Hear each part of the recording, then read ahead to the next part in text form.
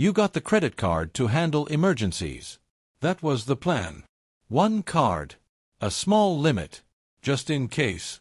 And then one day you checked the balance and it was maxed out.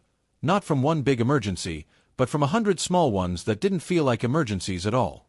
That is not a personal failure. That is a system working exactly as it was designed to work.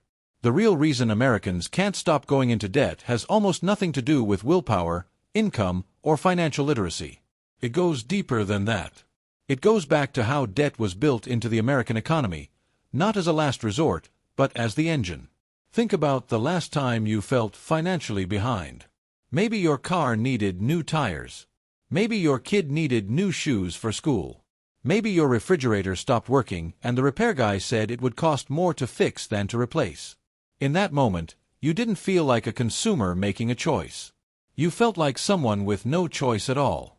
And that feeling, that trapped no-way-out feeling, is not an accident. It was engineered. Let's go back to the 1950s. After World War II, American manufacturing was booming. Factories that had built tanks and planes were now building washing machines and cars and televisions. The economy was producing more goods than Americans could afford to buy. And that created a problem for corporations. They had supply. They needed demand. The question was how to create it. The answer was consumer credit. Before the 1950s, most Americans paid cash for everything. Debt was considered shameful. Something your grandfather would have called living beyond your means. But a group of economists and corporate strategists realized something powerful. If you could make Americans comfortable with borrowing, you could unlock an entirely new level of spending. You could turn future income into present consumption. You could sell people things they couldn't afford yet, and collect interest while you waited. In 1950, the Diners Club card became the first modern charge card. By 1958, Bank of America had launched Bank AmeriCard, the card that would eventually become Visa. By 1966, MasterCharge arrived, which would become MasterCard. In less than 20 years, debt had gone from a source of shame to a symbol of modern American life. You weren't broke if you charged it. You were sophisticated. Economist Hyman Minsky spent decades studying what he called financial fragility. His central idea was that stability creates instability. When times are good, people and institutions take on more risk. They borrow more. They assume the good times will keep rolling. And then they don't. Minsky described 3 stages of borrowers: those who can repay both principal and interest, those who can only afford to pay interest, and those who need to borrow just to make their interest payments. He called the third group Ponzi borrowers. And he warned that modern financial systems were manufacturing more of them every decade. He was right. And you may recognize yourself somewhere in that spectrum. Here is something most people don't understand about American debt. It is not a bug in the system. It is the feature. The United States economy is approximately 70% driven by consumer spending. That means for the economy to grow, for companies to hit their earnings, for the stock market to keep climbing, you have to keep spending. And when your paycheck runs out before your spending does, the system has a solution ready: credit. But credit is not neutral. Every time you swipe a card with a 24% APR, you are paying a premium to spend money you don't have yet. That premium flows upward, to banks, to shareholders, to the financial system. And you get the thing you needed, plus a monthly payment, plus interest, plus a minimum payment that is designed to keep you paying for as long as possible. Behavioral economist Richard Thaler, who won the Nobel Prize in Economics in 2017, spent years studying why people make financial decisions that seem irrational. One of his key findings was something he called mental accounting. People treat money differently depending on where it comes from and how it's labeled.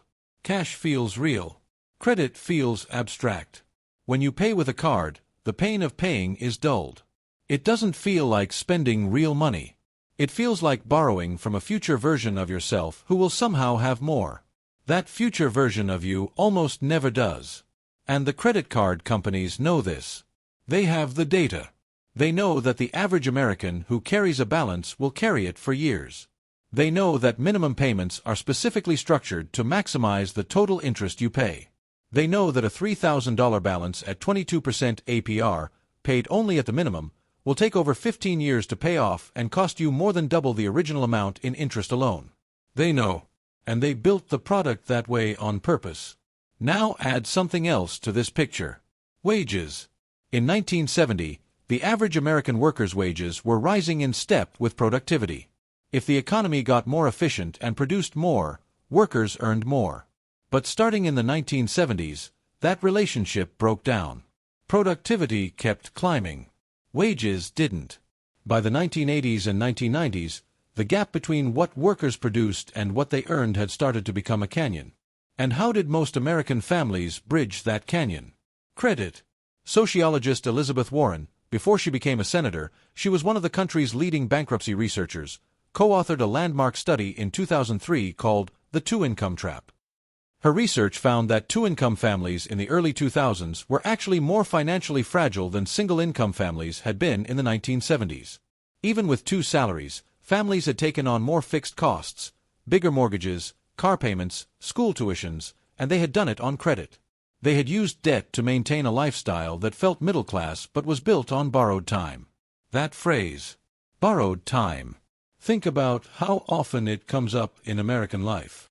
Here is the counterintuitive twist. Debt is not always a sign that you spent too much. Sometimes it is a sign that the system around you was designed to make sure you would always need to spend more than you have. Consider health care. The average unexpected medical bill in America is around $2,000. Most Americans don't have $1,000 in savings to cover an emergency. That gap, between the cost of living in America and what American wages provide, is filled by debt. Every time. By design. The Federal Reserve's own surveys have consistently found that nearly 40% of American adults could not cover a $400 emergency expense without borrowing money or selling something. Not $4,000. $400. That is not a failure of individual discipline. That is a structural feature of an economy where the cost of housing, health care, child care, and education has outpaced wages for 50 years. And the financial industry, to its enormous credit, no pun intended, has been ready with a product for every gap. Can't afford the car to get to work? Auto loan. Can't afford the medical procedure? Medical credit card. Can't cover rent this month? Payday loan with a 400% annualized interest rate. There is always a product. The product always costs more than the thing it helped you buy. Now look at your own balance sheet. Not your income. Your balance sheet. What do you own, and what do you owe? For most Americans, the honest answer involves more liabilities than assets for most of their adult lives. And that is not because they are bad with money. It is because the system is extraordinarily good at moving money upward while keeping people just solvent enough to keep spending. Here is what changes when you understand this. You stop blaming yourself for the debt. And you start asking different questions. Not, why can't I stop spending? But, what would it take to build a buffer between me and the system? Not, what's wrong with me? But, how do I stop being a Ponzi borrower and start being someone who can actually repay principal? The answer is almost always the same. It starts small. It starts with a gap, a tiny sliver of income that doesn't immediately get consumed by a fixed cost or a swipe of a card. That gap is called margin. And the system is very, very good at making sure you never have any. Your job is to build some anyway. An emergency fund is not a savings account. It is armor. It is the thing that keeps a $400 problem from becoming a $4,000 debt spiral. Every dollar you put into it is a dollar the credit industry can no longer charge you interest on. That is not a small thing. That is an act of financial resistance. You opened that credit card to handle emergencies. That was the plan.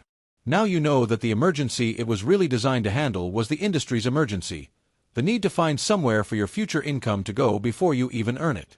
That is the real reason Americans can't stop going into debt. And now that you can see the design, you can start building something outside of it. Here's the part most people skip, and it's the part that actually changes something. If this made you rethink even one purchase, one card, one bill you've been carrying, that's not a small thing. That's the system losing a little bit of its grip on you. So here's what I'd ask. Take 30 seconds right now and check one number. Not your income. Your balance sheet. What you own versus what you owe. Most people have never actually written it down. Today's the day. And if you want to keep seeing how this system actually works, not the version they teach in school, the real one, hit subscribe. I'm breaking down one piece of it every single week. No fluff, no get rich quick. Just the mechanics of how money really moves in this country and how you take some of that power back. Drop a comment and tell me, what's the one debt or bill that's been quietly draining you? I read every single one, and some of the best video ideas on this channel have come straight from the comment section. If this video helped you see something differently, share it with the one person you know who needs to hear it. Not the person who's bad with money, the person who's doing everything right and still feels behind. That's usually who needs this most. Next week, we're going somewhere a lot of people get wrong on purpose. The truth about your 401k and what your employer never tells you about the fees quietly eating your retirement. You will want to see that one. Subscribe, hit the bell so you don't miss it, and I'll see you in the next one.